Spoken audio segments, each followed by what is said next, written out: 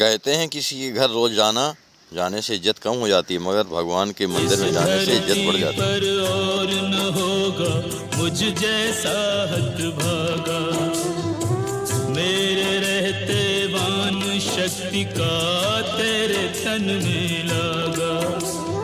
जा नहीं सकता तोड़ के ऐसे मुझसे नेह का धागा, मैं भी अपने प्राण तजूंगा आज जो तू नहीं जागा। अखियों के तारे लल्ला, अखियां तू खोल मेरे लखन दुलारे। बोल कछु बोल मत भैया को रुला, बोल कछु बोल।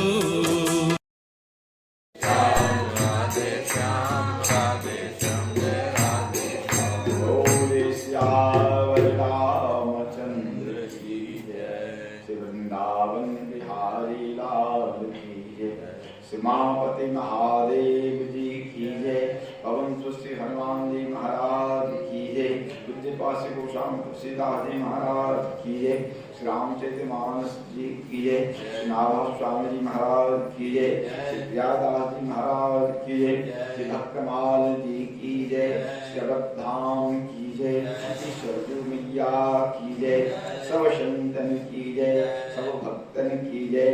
जय जय सीताराम, जय जय राधे श्याम। चार जुगन में भक्त जे, तीन के पद की डोर, सर्वस्व शिर धरि राखियों, मेरो जीवन मोर। वाञ्छा कल्पतरुभ्यश्च कृपा सिन्धुभ्य एव च, पतितानां पावनेभ्यो वैष्णवेभ्यो नमो नमः।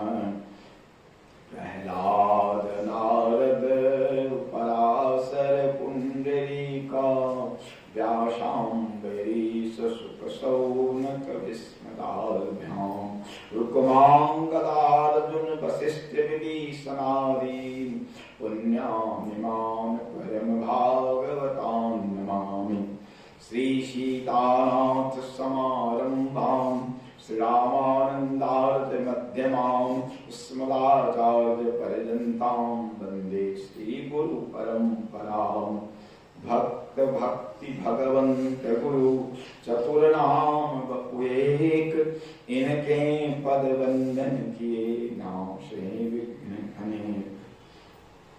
प्रणवो पवन कुमार खलवन पावक ज्ञान घन, जासु हृदय आधार बसहि राम सर चाप धर। कूजन्तम राम रामेति मधुरं मधुराक्षरम्, आरुहि कविता शाखां वन्दे श्री वाल्मीकि कोकिलम्। यं प्रव्रजन्तमपेतमपेतकृत्यं, द्वैपायनं विरह कातर आजुहाव। पुत्रेति तनयतया तरो विनेदु, तं सर्वभूतहृदयं मुनिमानतोऽस्मि। वन्दो गुरुपदकञ्ज कृपा सिन्धु नररूप हरि, महामोहतम कुञ्ज दासु वचन रवि कर। भगवान श्री सीताराम जी की कृपा से संत महिमा, उनकी सेवा की महिमा कहने का आदेश हुआ है। देखिए, भगवान श्री सीताराम जी के दरबार के सबसे बेशकीमती रत्न संत है, सबसे बेशकीमती। और संत की महिमा तो ऐसी गाई गई है शास्त्रों में महापुरुषों के द्वारा कि संत के दर्शन मात्र से, कहते हैं यं यं स्पृशति पाणिभ्याम यं यं पश्यति चक्षुषा,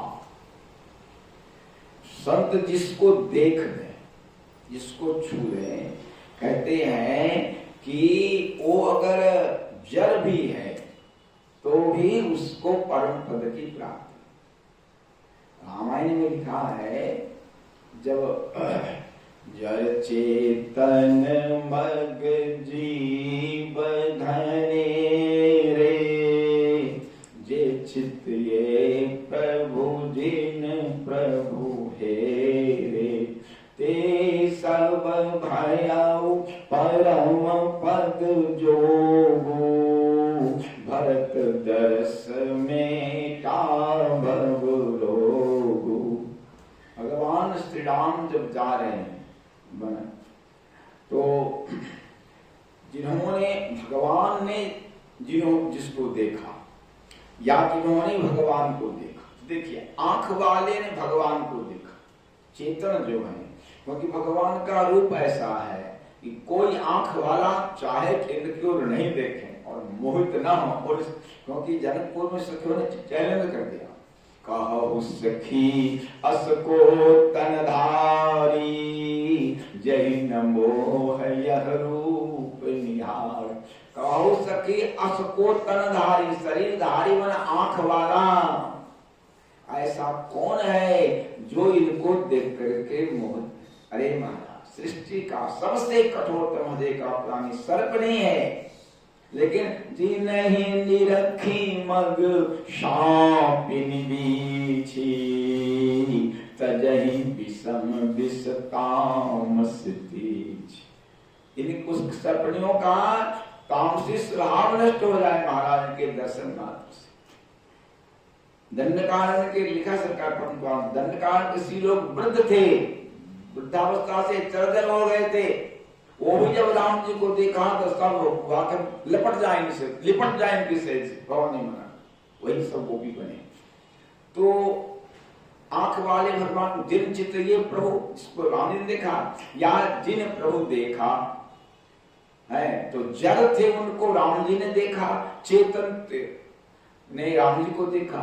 कहा ये सभी ते सब भये परम पद जोग, उनको परम पद की योग्यता मिली, परम पद नहीं मिला। राम जी ने जिनको देखा या जिसने राम जी को देखा उसे परम पद की योग्यता मिली। बीए पास करने वाले स्कूल में शिक्षक बनते हैं, पास कर गए तो आप शिक्षक नहीं बन गए, बनने के लिए उसकी प्रक्रिया है तब ना, तो योग्यता तो हुई। लेकिन आज भरत जी के जब गए हैं तो भरत दर्श मेटा भव रोहु, भरत जी के दर्शन से परम पद मिल गया, राम जी के दर्शन से परम पद की योग्यता मिली और भरत जी के दर्शन से परम पद मिल गया। श्री गुरुदेव ने यहाँ भी लिखा है कि भगवान का दर्शन साधन है, भक्त का दर्शन साधन, कहीं फल कर फल दर्श तुम्हारा, सहित प्रयाग सुभाग हमारा। भरद्वाज कहते हैं कि श्री सीताराम जी लक्ष्मण जी का दर्शन हुआ तो हमको उस दर्शन का फल है, भरत जी तुमको आपका दर्शन हुआ, और सहित प्रयाग तीर्थराज प्रयाग सहित हमारा, ऋषियों का संतों का, हमारा शब्द है, मेरा नहीं है, सुभाग हमारा, हम सौभाग्य है कि आपके दर्शन का। तो महाराज भक्त की महिमा लिखा है नारद पुराण में कि महापातक जुक्तावा चोपपातकै परम पदम प्रियांते मधुरि अवलोकिता। पातक, उपपातक, महापातक, पाप की श्रेणियां है ना। कहते हैं कि पातक उपपातक की बात छोड़िए, महापातक, महापातक जुक्तावा चोपपातकै, महापातक, पातक, उपपातक सब लगाओ। ऐसे ही लोग भी परम पदम प्रियांतेव, पदम पर की प्राप्ति होती है, महत्वी अवलोकिता। संत के संत देख गए तो महापात की भी परम पद की प्राप्ति करें। इतना ही नहीं कहा कि जीवन जब तक जीवन है तब तक संत ने नहीं देखा, मरने के बाद मर गया तो जा रहा था रास्ते में लोग जाकर तो संत की दृष्टि पर गए, कलेव रंगवा तद भस्म तदधूमं वापि सत्तमाम यदि पश्यति पुण्यात्मा स प्रयाति पराम गतिम। कहा कि मर गया तो मृतक शरीर पर किस संत की दृष्टि पड़ेगी। कहा कि नहीं मृतक से पर नहीं, उसको चिता में डाल दिया गया, चिता जल रही है, कहा उस पर किस संत की दृष्टि पड़ जाए। कहा नहीं, चिता जल गई, चिता के राख पर किस संत की दृष्टि पड़ जाए। काले बरंग तद भस्म तद धूमं, भस्म कहते हैं वापिस तमाम। ऐसे लोग भी परम पद को प्राप्त करते इस संत के द्वारा। आपने लिखा है तीर्थ भगवत स्वरूप बहुत दिन के बाद पवित्र करते हैं, लेकिन संतो दर्शन मात्र से जिस क्षण दर्शन हुआ उसी क्षण दर्शन करने वाला। देखिए एक बार श्रीपुरिया बाबा सरकार से किसी ने पूछा, बाबा संत दर्शन का फल क्या है। बाबा ने कहा संत के दर्शन का फल यह है कि दर्शन करने वाला भी संत बन जाता।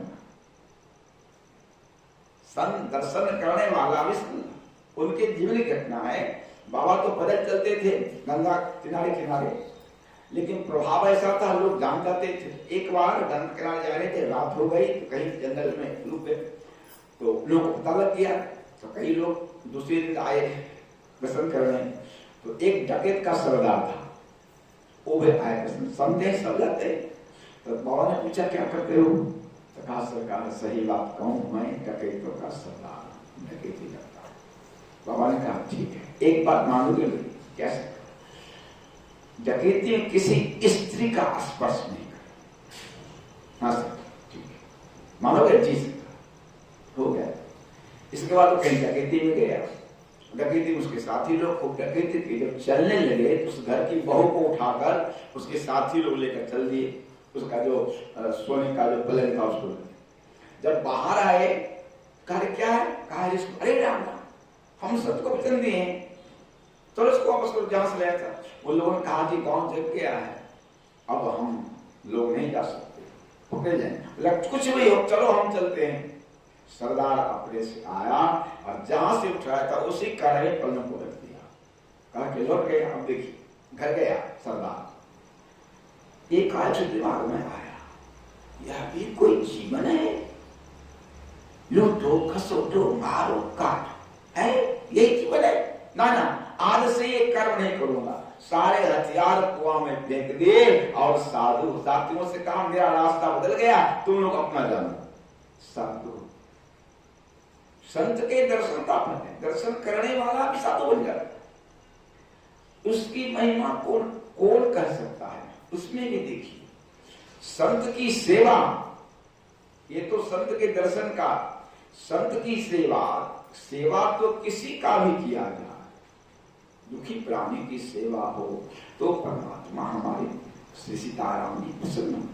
उसमें भी संत भगवान के इष्ट है ना, भक्त इष्ट अति व्यास की जिका भक्तवान है, भगवान के इष्टदेव हैं संत। हम लोग भक्तों के भगवान के संत हैं, तो भगवान किसी के इष्ट की कोई सेवा करे। बाबा श्री महाराज ने कितनी बढ़िया बात लिखी, अद्भुत हम प्रभावित पड़े। बाबा माधव दास जी महाराज बीमार पड़ गए, तो भगवान उनका लंगोटी धो रहे हैं। सरकार भक्त माल में जब बाबा को बेहोश थे तब तो नहीं देखी, जब होश हुआ तो पूछे कौन, बोले हम जगन्नाथ। आप बाबा रोने, प्रभु तुम मोते दूर हो, अति दुर्गंध निकट जन आओ, अब तो कछु न करो, जो कछु कर्म कियो यातन में, सो फल परिपाक ले हो, को कर मौत मरो गमनाही, तुम तो कछु न करो, प्रभु तुम मोते दूर रहो। भगवान ने कहा क्या, प्रेम के बस हम माधव दास, प्रेम विदस तन धारी विविध विधि जन सन करम विलास। प्रेम के वश माया के वश में नाचत गावत लगत क्षुधा। क्या करें, भक्त के प्रेम में हमें रहा नहीं है, कहाँ बात हो जा सकता। कितने महीने बात लिखे शिवदेव, भगवान सर्व समर्थ है, सरस्वती भगवान सेवा कर रहे हैं और दुख को व्यथा को दूर नहीं कर सकते क्या? कर सकता। क्यों? संत सेवा की महिमा। एक महाराष्ट्र भक्त में संत चोखा मेला जी, तो चोखा मेला जी का नियम था पंढरपुर जाने का। इतने पंढरपुर गांव से पंढरपुर के लिए बस निकल रहे थे घर से, तब तक बिरादरी में लोगों ने बुलाया उनको कि अमुक के यहाँ एक भैंस मर गई है, उसको ढो के लिए चलना है, चलो ढो। बोले हम तो जाने पंढरपुर, हमको जाना जरूरी। बोले ना हम तो नहीं चलना पड़ेगा। बोले नहीं हम जा नहीं सकते, हम लोग बात नहीं मान रहे। बोले आज नहीं माने, समाज बिगड़ गया। कहा ठीक है, हम लोग तुमको आज से तुम्हारा भी हम साथ लोग साथ नहीं देंगे। तो चले पंढरपुर। अब वो लोग आपस में ये बना लिया, एक संजोग हुआ कि इनके जो थे, मतलब जिनका इनके काम करना पड़ता था, उनके यहाँ से कोई भैंस या गाय मर गई। अब कौन उठावे? वो लोग आए, हम लोग नहीं जाए, अकेला होगा नहीं, तो क्या करें? गाय से काम चलते। भगवान स्वयं पंढरीनाथ पहुंच गए जमारे देश में, और वो ढो करके ले गए। और उसका अंतिम क्या हुआ? इसी समय में उनकी धर्म पत्नी गर्भवती थी। अब उसके प्रसूति का समय आ गया, गांव वाले तो उनको बाइकाट किए हुए हैं, तो क्या होगा? तो चोखा मेला जी ने कहा धर्म पत्नी से, हमारी बहन अमुक गांव में रहती है, हम जाकर उसको बुला कर ले आते। वो गए बुलाने के लिए। तो पहला जमाना में ट्रेन बस तो था नहीं, पैदल जाना पड़ता, दूर रहती थी, तो पैदल जाने में इनको समय लगा, तब तक प्रसव काल आ गया। भगवान स्वयं विठलनाथ भगवान स्त्री वेश धारण करके प्रसूति गृह में, सोचिए कितना पवित्र जगह होता है वो, और सारी सेवा 4 दिन तक की। चौथे दिन जब अपनी बहन को लेकर आए चोखा मेला जी, तब यह भेद खुला। तो महाराज संत की सेवा भगवान करते हैं, और गलत माने एकदम अदम से अदम सेवा। अब प्रसूति गृह की सेवा सोच लीजिए, मरे हुए पशु को ढो रहे हैं भगवान, भगवान ढो रहे। उस भगवान के आश्रित संत का यदि हम लोग सेवा करें तो प्रभु कितने प्रसन्न हैं, वो कितने प्रभु को कितनी प्रसन्नता होगी। जो चाहिए भगवान तो सब कुछ देखा भी समझते हैं कि हमने कुछ नहीं दिया। संत की सेवा करने वाले कितने में कौन कर सकते? वर्तमान में सरकार ऐसा चरित्र है कि सब जगह कहने लगे। संत सेवा की महिमा वर्णन है। एक संत सेवी से उनके यहाँ महात्मा लोग आ गए, और घर में कुछ था नहीं, बिल्कुल कुछ नहीं। अब क्या करें बेचारा, संत आ गए हैं, कहने में हमको सब कुछ होता है। अब उनकी जवान पुत्री थी, उसको किसी दूसरे के यहाँ रेहन रख दिया, रेहन बंधक रख दिया। सोचिए तो पराकाष्ठा है ना। और तब उससे द्रव्य लाए, पैसा लाए संत की सेवा। अब उसका मन बिगड़ने लगा, जिसके यहाँ कन्या है। पिताजी घबराए, पिताजी को खबर किया, पिताजी भी घबराए। अब तक पैसा का व्यवस्था हुआ नहीं, क्या करे? तो भगवान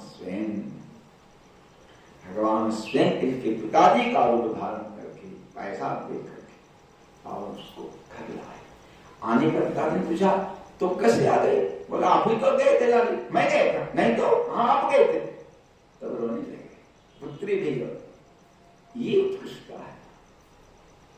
भगवान ने लिखा है कि एक बार शिव पार्वती रास्ते से जा रहे थे, चले जात मग उभे खेरे शिव दिठ पर करे पर नाम ही ये भक्ति लागी प्यारी है।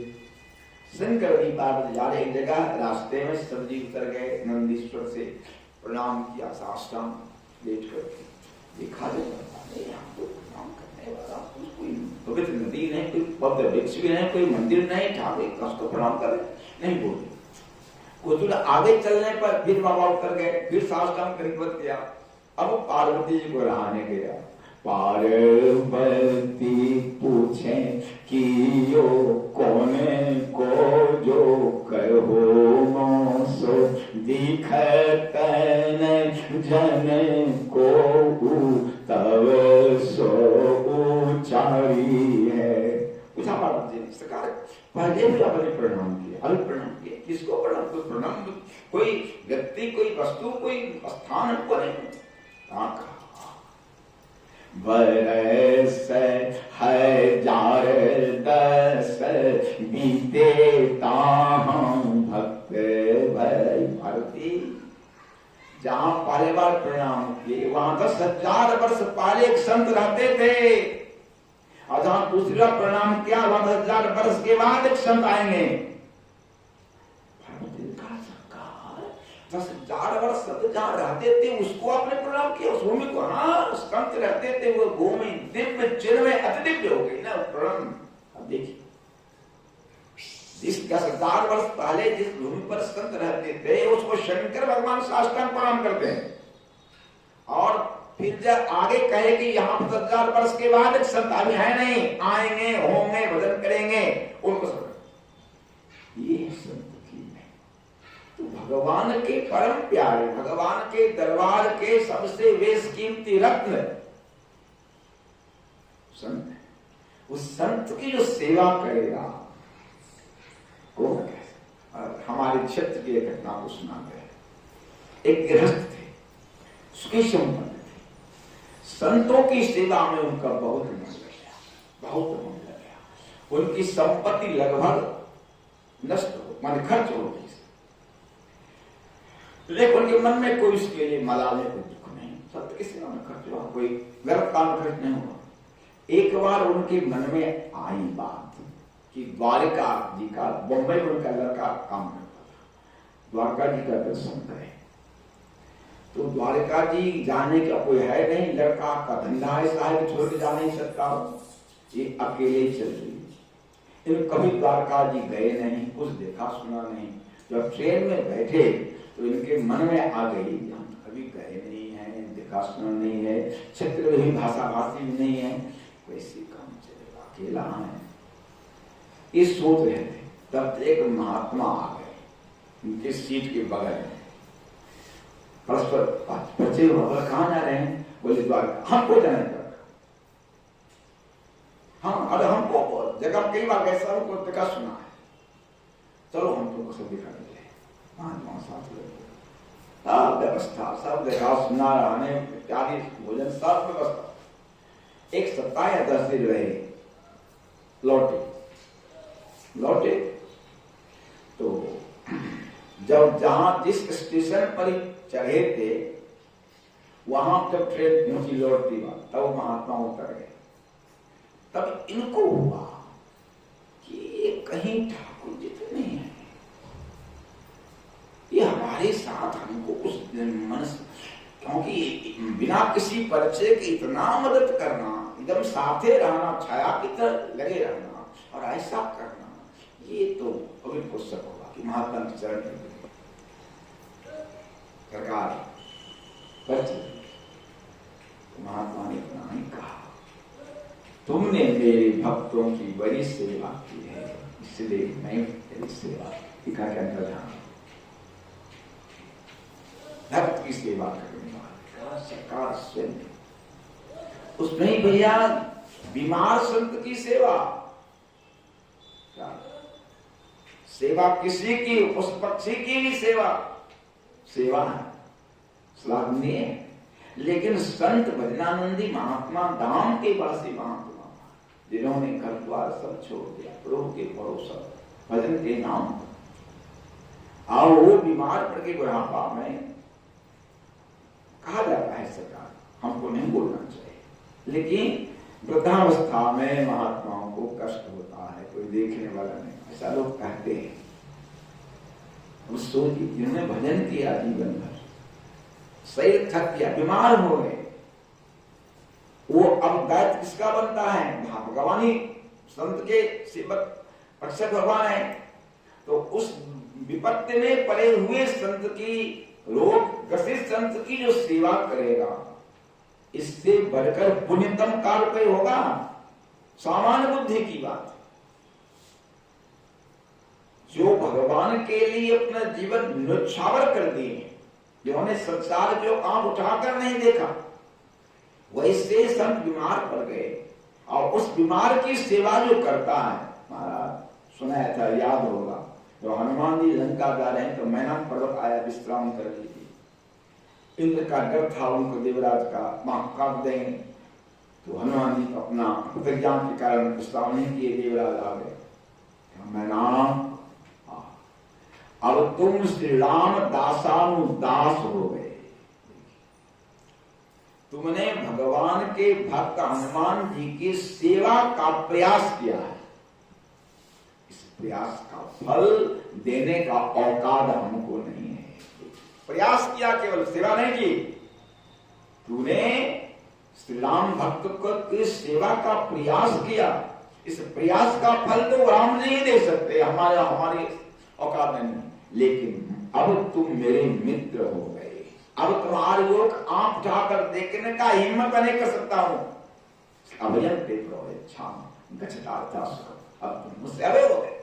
संत की सेवा का केवल प्रयास किया, मैं ना करूं, ये नहीं कहते उसको क्या देंगे, हमको पकड़ने ये भगवान जाने क्या देंगे इसके लिए।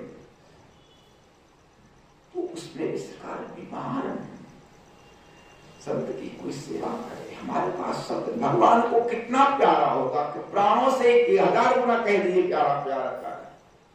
कष्ट में संत की सेवा, इससे बढ़कर पुण्यतम कार्य जो इसमें लगे हैं किसी भी तरह, डायरेक्ट या इनडायरेक्ट, वो सभी भगवान के परम परम प्यारे बनेंगे, प्रभु उनके ऋणी बनेंगे। सरकार हमारी समझ में बीमार संतों की सेवा, स्वस्थ संत की सेवा भी ठीक है, लेकिन बीमार संत की सेवा करने वाले जो ठाकुर जी ऋणी बने रहे हैं, तो जानकी जी का खबर लाए हनुमान जी, तो भगवान ने क्या कहा? अहं च रघुवंशश्च लक्ष्मणश्च महाबला जानकी दर्शने विद्या धर्म का रक्षिता।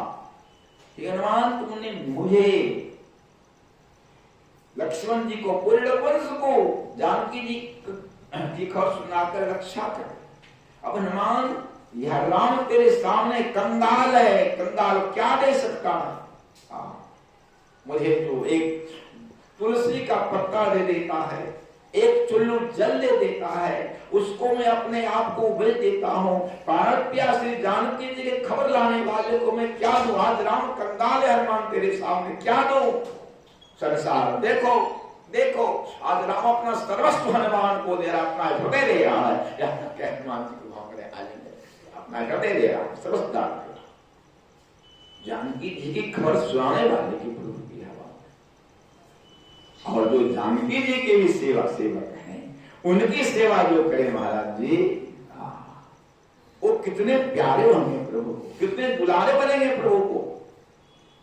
श्री का सीतापति सेवक सेवकाई, काम धेनु से सरिस सुहाई, भरत भगति तुमरे मन आई, तजहु सोच विदित। देखिए, सीतापति सेवक सेवकाई, वह कहते हैं मद बंकनाथ सतगुणं मद भक्तस्तु वंदनम, मत भोजनाथ सतगुणं मद भक्तस्तु भोजनम, मत कीर्तनाथ सतगुणं मद भक्तस्तु कीर्तनम। भगवान के भोग लगाने से, यहाँ सत नहीं या अनंतवाची अर्थ में है जी, हमारी समझ, क्योंकि संख्या का कहते हैं, संख्या जो है, संख्या स्वार्थम च अनंतम च, संख्या का दोनों, इस जितने संख्या के लिए प्रयोग किया गया वह भी होता है, अनंत अर्थ में भी होता है। जैसे देखिए, सहस्त्र शीर्षा पुरुषा, सहस्त्राक्ष सहस्त्र है ना, तो जब भगवान के सिर सहस्त्र हैं, 1000 मान सहस्त्र को, तो आंख कितने होंगे? 2000 ना कहते हैं, आंख भी सहस्त्र है, पाद भी सहस्त्र, कैसे होगा? जब सिर है सहस्त्र, यहाँ सहस्त्र अनंत वाची अनंत सिर, अनंत आंख, अनंत। वैसे भी कोटिन कांवरी चले कांवरा, इसका क्या अर्थ है? करोड़ तो नहीं, झुंड के झुंड, संपूर्ण खूब सहजता से कई बार झुंड के झुंड राजा लग गए, सब मिलकर धनुष बातें थे, भजन विवाह में आपस में बोल रहे। तो यहाँ जो है सीता पति सेवक सेवकाई कामधेनु से भगवान के भक्ति को एक कामधेनु का जे अस भक्ति जान पर हरही, केवल ज्ञान हेतु श्रम करही, तेजल कामधेनु गृह त्यागी, खोजत आक फिरहि पैलागी। भगवान की भक्ति को एक कामधेनु का। आज सीतापति के सेवक की सेवकाई कहा कामधेनु से, अनंतवाची और तैयाश्रय का अनंत कामधेनु के सेवा के बराबर सीतापति सेवक सेवक आए। सीतापति के सेवक की सेवा। श्री सबरी मैया का प्रसंग, सबरी मैया के प्रसंग में सबरी श्री बाबा श्री गणेश दासी महाराज ने कहा है कि रामचरितमानस का, रामायण कथा का सबसे श्रेष्ठ भक्ता सबरी मैया। बोले क्यों? बोले इसीलिए कि उनमें किसी प्रकार का अभिमान नहीं है, किसी और संत की सेवा करती है, राम नाम जपती है। तो संत की सेवा का फल क्या हुआ? भगवान राम श्री राम आए, गुरु जी का आशीर्वाद था। और जब सबरी मां प्रसन्न भगवान की स्तुति करने लगी, एक बात अब ध्यान दीजिएगा इस प्रसंग में। तो जो ही सबरी मैया ने कहा अधम ते अधम अधम अति नारी, तिन मह में मति मंद अघारी। इसके बाद की चौबा क्या है? कह रघुपति सुनु भामिनी बा। अरे सबरी मैया बोलना शुरू किया, राम जी इनको बोलने नहीं दिए, इनका स्तुति खत्म नहीं हुआ है। अधम ते अधम अधम अति नारी, तिन्मय मति मंद अगारी। बोलती ना, लेकिन तुरंत राम जी वरदा पुरुषोत्तम परमशील निधान राम जी को सहा नहीं गया कि सबरी अपने को अधम ते अधम कहे, बोल पड़े तुरंत। कह रघुपति सुनु भामनी गाता, मां एक व्रत करना था और नवता भक्ति का उपदेश दिया सबरी मां को। शास्त्र क्या कहते हैं? उपदेश किसको दिया जाता है? तत् विधि प्रणय पातेन परिप्रश्नेन सेवया। विधि पूर्वक जो प्रश्न करे। देखिए रामायण में लिखा है, गरुड़ जी को मोह हुआ राम जी की लीला को देख करके। गरुड़ जी कहां गए? नारद जी ने भेजा था ना, तो गए नारद जी के पास। श्री नारद जी राम तत्व के परम ज्ञाता है ना, वाल्मीकि जो को भी उन्होंने उपदेश किया, उसको ही है मूल नारायण। लेकिन गरुड़ जी को नारद जी ने नहीं कहा ब्रह्मा के पास। ब्रह्मा जी के पास गए, श्री राम तत्व क्या था ब्रह्मा जी ने, लेकिन ब्रह्मा जी ने कहा वह दे शंकर कहीं जाओ, साथ कह दिया ताप अनंत पूजो। ब्रह्मा जी इनको नहीं कर सकते थे। अब कहा शंकर जी के पास, ये दोनों ने क्यों नहीं कहा? जिज्ञासा कर रहा है और आप जानते हैं विषय को, कौन ने कहा? इसलिए नहीं कहा कि विधि पूर्वक प्रश्न नहीं किया, परिणाम भी नहीं किया दें।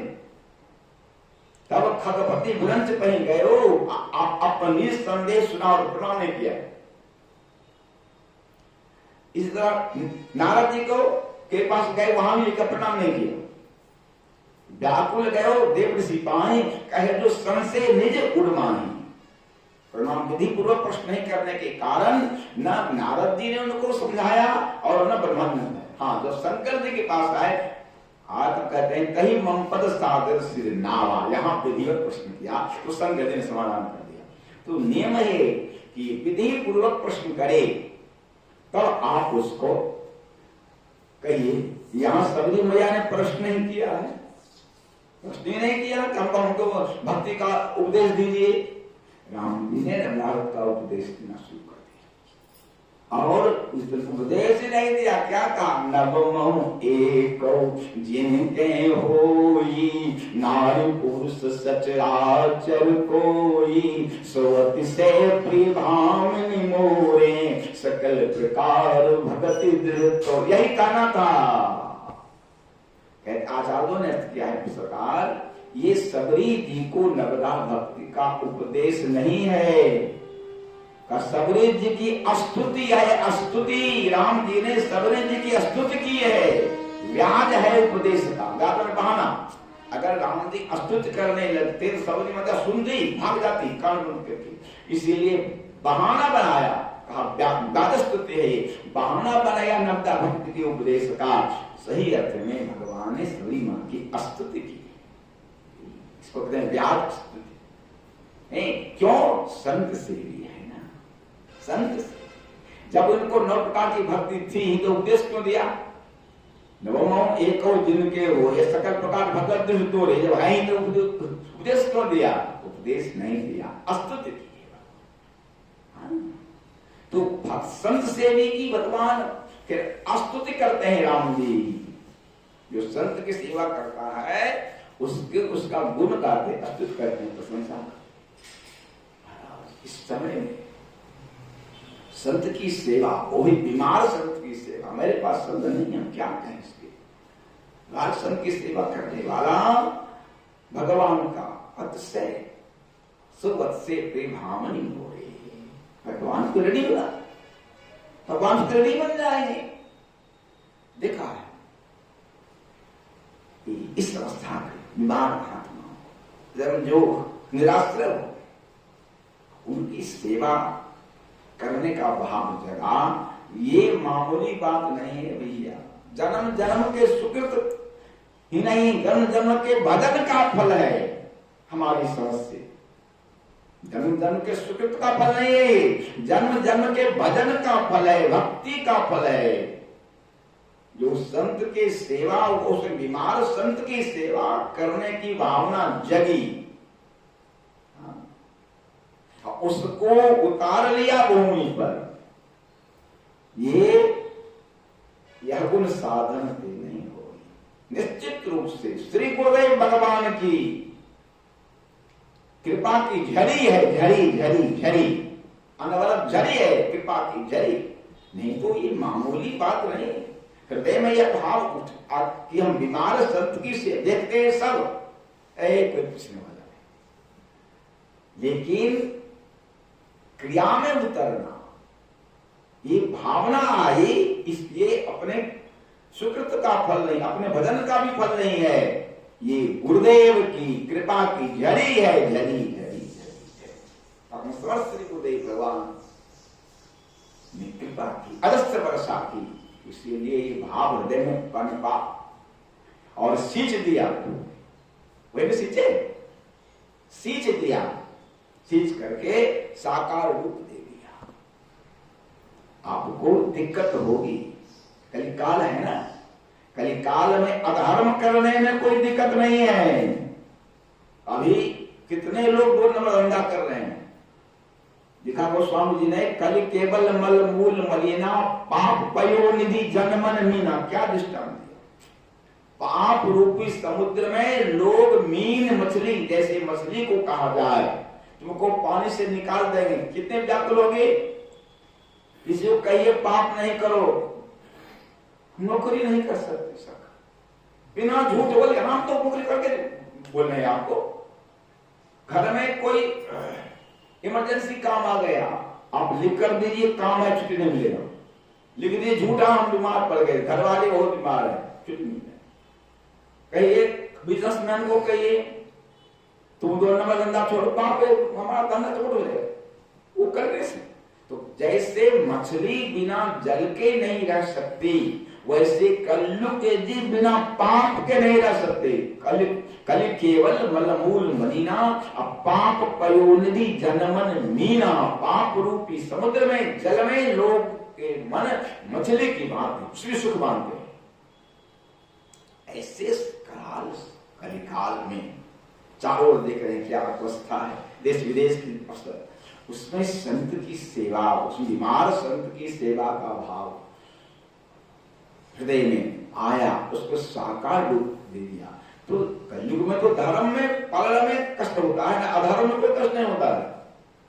झूठ बोलने कोई प्रतिज्ञा कर ले सरकार कि हम सत्य बोलेंगे, तो कितना कष्ट है बोलिए अभी के जमाना में, चलेगा?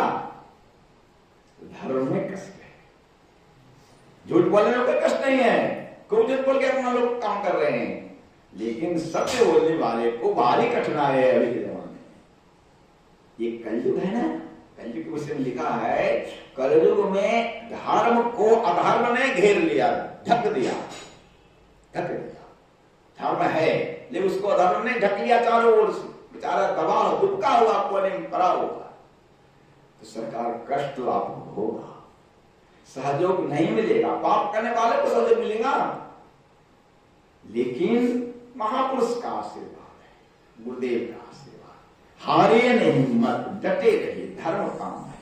धर्म पर चलने वाले का पराजय नहीं हो सकता, ये शास्त्र सिद्धांत है, महापुरुषों का सिद्धांत है। सही रास्ते पर चलने वाले का पराजय नहीं हो सकता। एक संत हुए महाराष्ट्र में, समय तो हो रहा है 5 वर्ष में, भानुदास जी, श्री संत एकनाथ जी महाराज के दादा ने परदादा थे।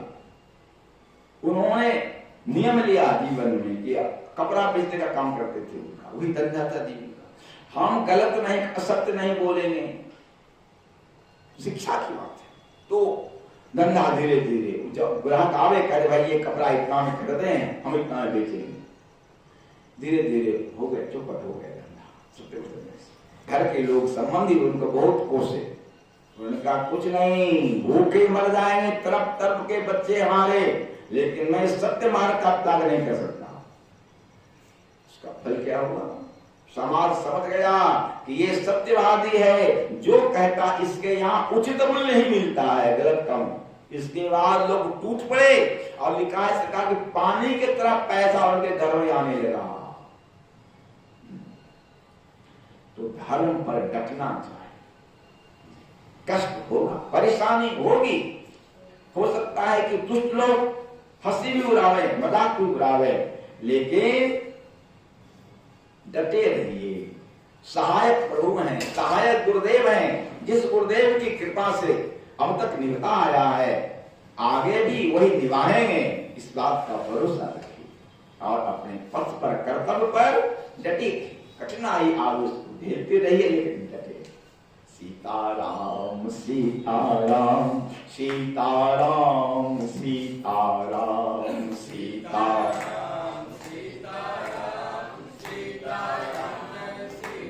राम राधे श्याम राधे श्याम राधे श्याम, जय राधे श्याम, जय राधे श्याम राधे श्याम, राधे श्याम, राधे श्याम। जय सीताराम सीताराम सीताराम, जय सीताराम सीताराम सीताराम सीताराम सीताराम। जय राधे श्याम राधे श्याम, राधे श्याम, जय राधे श्याम, राधे श्याम, राधे श्याम, राधे श्याम, राधे श्याम।